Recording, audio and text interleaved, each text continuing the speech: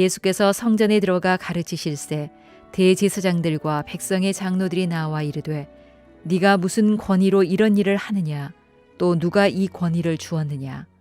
예수께서 대답하시되 나도 한 말을 너희에게 물으리니 너희가 대답하면 나도 무슨 권위로 이런 일을 하는지 이르리라. 요한의 세례가 어디로부터 왔느냐 하늘로부터냐 사람으로부터냐. 그들이 서로 의논하여 이르되 만일 하늘로부터라 하면 어찌하여 그를 믿지 아니하였느냐 할 것이요 만일 사람으로부터라 하면 모든 사람이 요한을 선지자로 여기니 백성이 무섭다 하여 예수께 대답하여 이르되 우리가 알지 못하노라 하니 예수께서 이르시되 나도 무슨 권위로 이런 일을 하는지 너희에게 이르지 아니하리라. 나귀 새끼를 타고 예루살렘에 입성하신 예수님 성전으로 가셨어요. 예수님의 관심이 성전에 있으셨다, 그런 이야기죠. 오늘 예수님이 재림하신다면 누구에게로부터 그 소식을 먼저 알릴까? 하나님의 사람들, 바로 우리가 아닌가 하는 생각을 하게 되는 것입니다. 그리고 성전에 들어가시자 장사하는 사람들, 이런 사람들을 보시고 강도의 구렬로 만들었다고 그들을 책망하시고 베다니로 나오셔서 하루를 묵으셨어요. 그리고 예루살렘으로 올라가시다가, 성전으로 올라가시다가 시장하셔서 무화과나무에서 열매를 찾기를 원하셨지만 열매 없는 무화과나무를 보시고 무화과나무를 저주하셨어요. 이게 무슨 뜻인가? 어제 우리가 단묵상했죠. 열매 있는 삶을 살아야 될 것이라는 거예요. 열매는 두 가지가 있다고 말씀을 드렸어요. 내적인 열매, 외적인 열매. 내적인 열매는 성품의 열매가 있다고 그랬어요. 여러분, 삶의 열매가 있으십니까? 우리가 신앙생활을 하면 할수록 열매가 맺혀져야 되는 거예요. 내적으로도 맺혀져야 되고 외적으로도 주님 안에서 열매가 맺혀져야 된다는 거예요.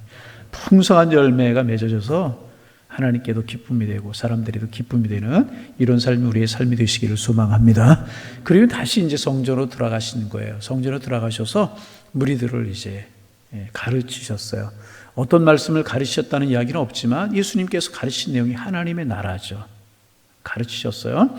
그때 이제 한 무리들이 와서 예수님께 물어요. 대제사장과 장로들, 백성들의 장로들이라고 기록하고 있는데 사실 물은 것이라고 이야기하기보다는 예수님께 도전한 것이죠. 쉽게 말하면 이런 것입니다.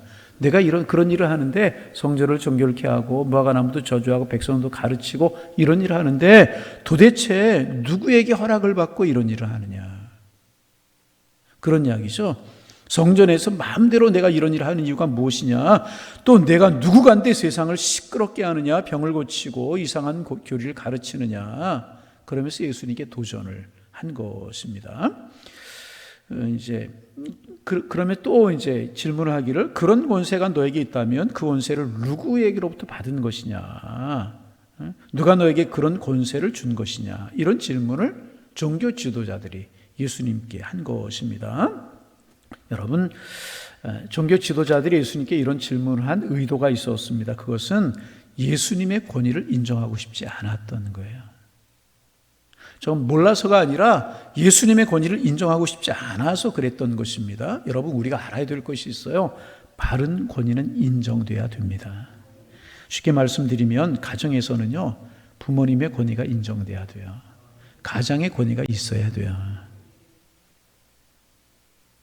학교에서는 선생님들의 권위가 있어야 됩니다. 교회에서도 영적인 권위가 있어야 되는 것입니다. 하나님이 세우신 리더십에 관한 권위가 있어야 되는 것입니다. 권위가 무너지고 권세가 무너지면 질서가 없는 거예요. 하나님께서는 권위 권세를 무시하시는 분이 결코 아닌 것입니다. 그리고 모든 권위와 권세의 근원은 하나님이십니다. 우주 만물을 지으신 분이 하나님이시기 때문에 모든 권세와 권위는 하나님께로부터 오는 것입니다. 그런데 여러분, 성경에 보면은요, 이 하나님의 권위에 최초로 도전한 세력이 있잖아요. 마귀 사탄이잖아요. 이사야서 14장에 보면 이제 그 천사장 루시퍼 이야기가 나오잖아요. 하늘에 천사들이 많이 있었고 그 천사들의 구심점이 되는 천사장들이 있었는데 루시퍼, 미가엘, 가브리엘 그런 천사가 있었잖아요. 근데 그 중에서 가장 특출한 천사장이 루시퍼였었다고 그래요. 용모도 출중하고 지혜도 출중하고 그런데 이게 그렇습니다. 그 모든 지혜, 이런 거 누가 주신 거? 하나님이 주셨잖아요. 그러면 하나님이 주셨으면 하나님을 위해서 귀하게 쓸 줄 알아야 되는데 그렇지 못하는 게 문제라는 거예요. 그런 것을 가지고 하나님을 대적하려고 하는 거예요. 무별 위에 올라 하나님처럼 되리라. 어떻게 피조물이 하나님처럼 될 수가 있는 것입니까? 조금 지혜롭고 조금 용모가 출중하다고 하나님처럼 되려고 하나님의 권위에 도전하는 것입니다. 그 자리에 지켜버리고 말았죠. 그래서 가장 아름다웠던 존재가, 그래서 루시퍼, 더 모닝스타 영어로 하면 루시퍼, 히브리어로 하면 루시퍼, 영어로 모닝스타, 가장 반짝이, 가장 아름다운 별이었단 말이죠. 그런데 찍혀서 가장 추한 존재가 되고 말았어요. 사탄이 되고 말았다는 거예요. 하나님의 권위에, 모든 권위에 근원 되시는 하나님의 권위에 도전하려고 하다가 가장 추한 존재가 되어버리고 사탄이 되어버리고 말았다는 것입니다. 여러분, 하나님의 권위에 도전하는 것보다 더 큰 죄는 없는 것입니다. 하나님처럼 되려고 하나님의 권위에 도전하다가 찍혀버려서 가장 추악한 존재가 되어버리고 말았다는 것입니다.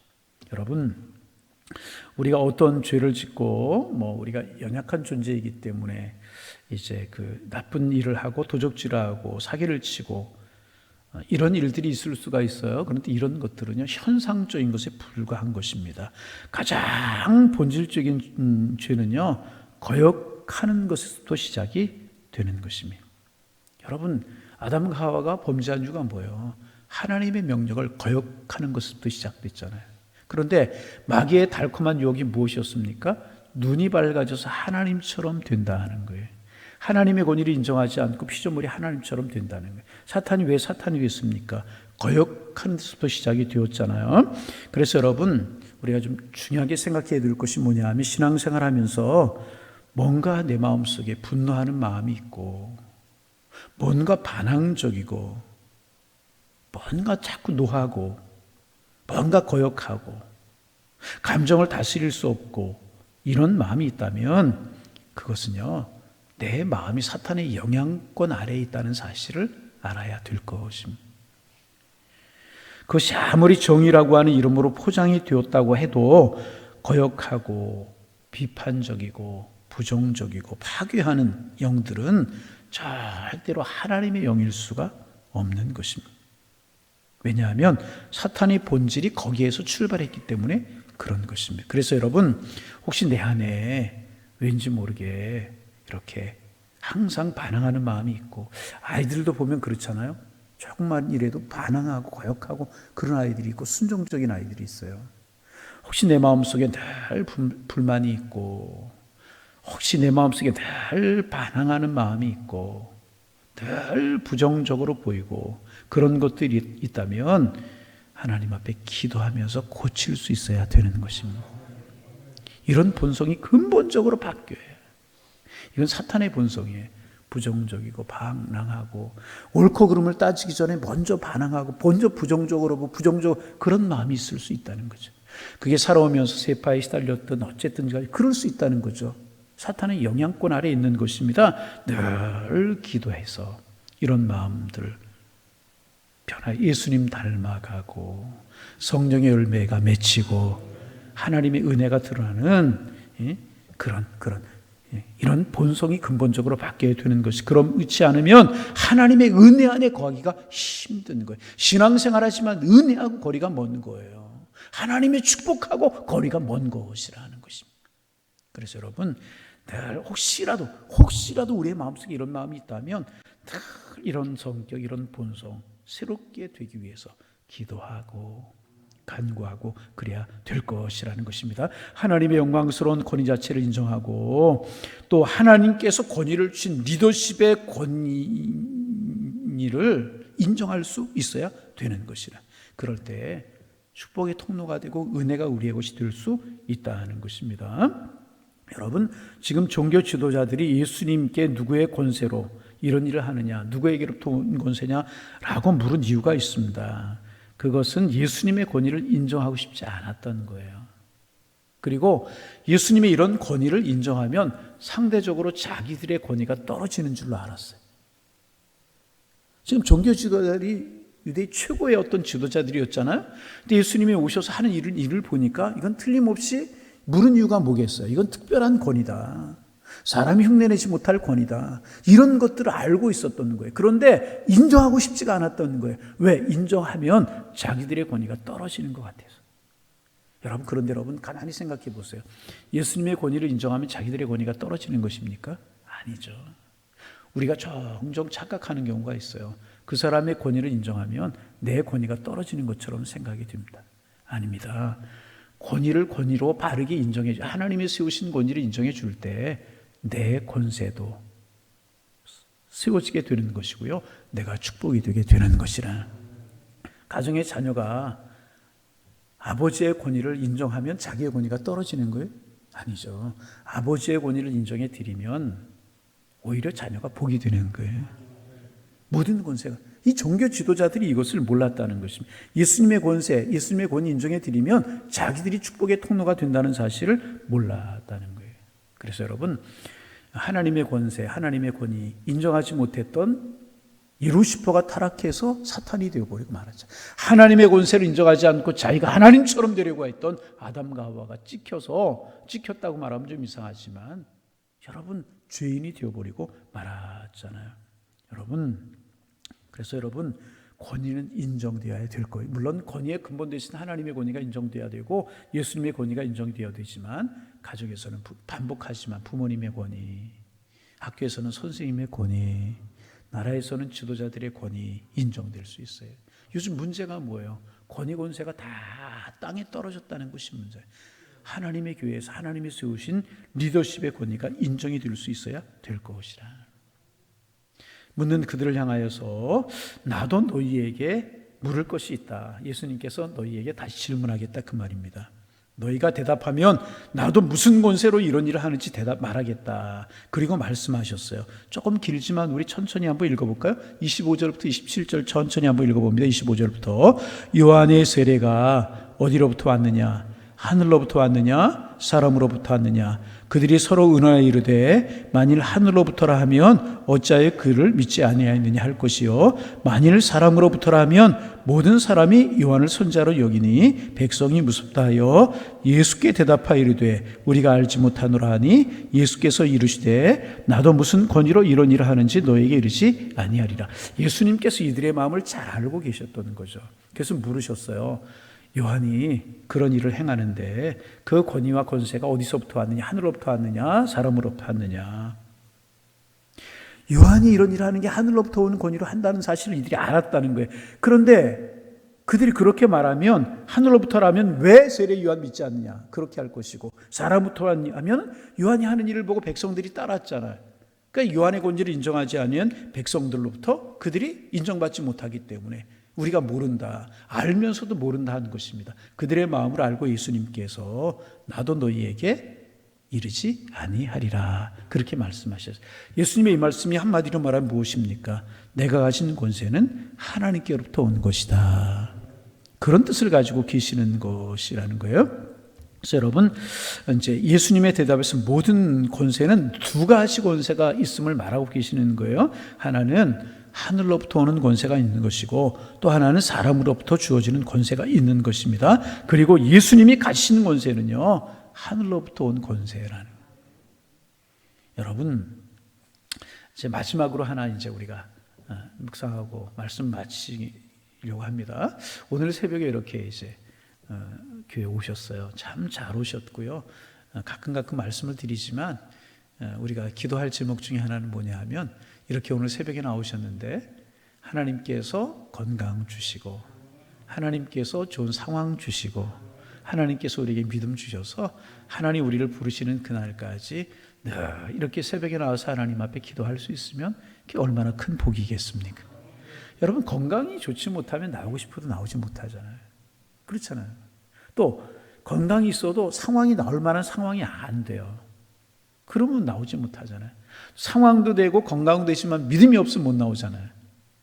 그렇잖아요. 하나님께서 이런 것을 허락해 주셔서 우리가 하나님 부르시는 그날까지 그저 새벽에 기도하고 새벽에 그 첫 시간을 하나님 앞에 드리고 그럴 수 있다면 얼마나 큰 복이겠습니까? 우리의 기도 제목이 되기를 소망합니다. 우리 기도 제목, 저도 그런 기도, 하나님 앞에 이 주신 사명 완주하게 하옵소서. 얼마 전부터 이런 기도합니다. 이런 기도 하게 되는데, 복인데 왜 이 말씀 드리냐면, 이 새벽에 오늘 나오셨어요. 참 여러분 잘 나오셨는데, 새벽에 우리가 나오셨고 주일마다 하나님 앞에 예배하고 하나님의 자녀가 되었고 구원받고 천국 백성이 되었습니다. 그러면 이런 것이 누구로부터 온 것일까요? 누구에게서부터 온 권세로 우리가 예배도 드리고 봉사도 하고 기도도 하고 그런 것일까요? 하나님께서 주신 권세라는 거예요. 여러분, 하나님 내게 믿음 주셔서 내가 이렇게 새벽에 나왔고 예배에 나왔다. 하나님께서 믿음 주셔서 내가 봉사하고 헌신한다. 이런 확신이 없으면 우리 예배 생활, 우리 기도 생활, 헌신하고 봉사하는 것들 흔들릴 수밖에 없다. 그래서 여러분, 사도 바울이 신약 성경에 많은 서신서들을 썼잖아요. 그 서신서들을 시작하면 첫머리에 가장 먼저 하고 있는 이야기가 있어요. 내가 누구냐, 내가 누구냐. 나는 사도다. 하나님의 종이다. 그런데 내가 누구로 말미암아 무엇으로 말미암아 사도가 되었고 하나님의 자녀가 되었고 복음을 전하는 하나님의 종으로 세움받았느냐.